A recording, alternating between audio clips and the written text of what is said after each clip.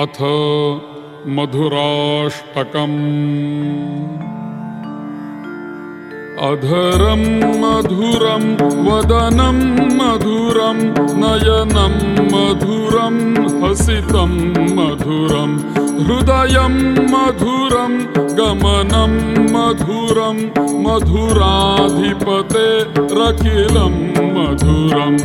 वचनं मधुरं चरितं मधुरं वसनं मधुरं वलितं मधुरं चलितं मधुरं भ्रमितं मधुरं मधुराधिपतेरखिलं मधुरं वेणुर्मधुरो रेणुर्मधुरः पाणिर्मधुरः पादौ मधुरौ नृत्यं मधुरं सख्यं मधुरं मधुराधिपतेरखिलं मधुरं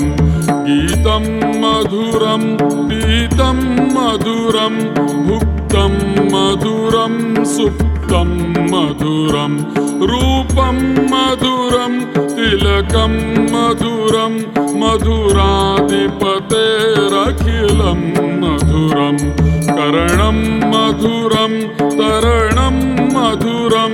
हरणं मधुरं रमणं मधुरं वमितं मधुरं शमितं मधुरं मधुराधिपतेरखिलं मधुरं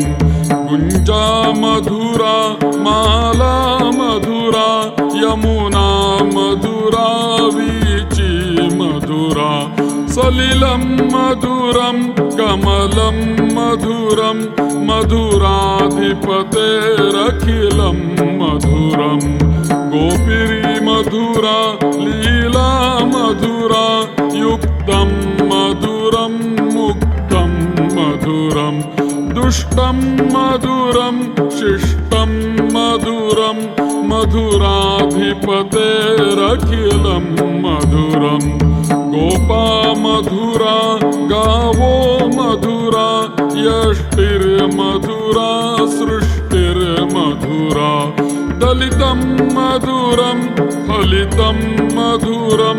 मधुराधिपतेरखिलं मधुरम् अखिलं मधुरम् अखिलं मधुरम्। इति श्रीमद्वल्लभाचार्यकृतं मधुराष्टकं सम्पूर्णम्।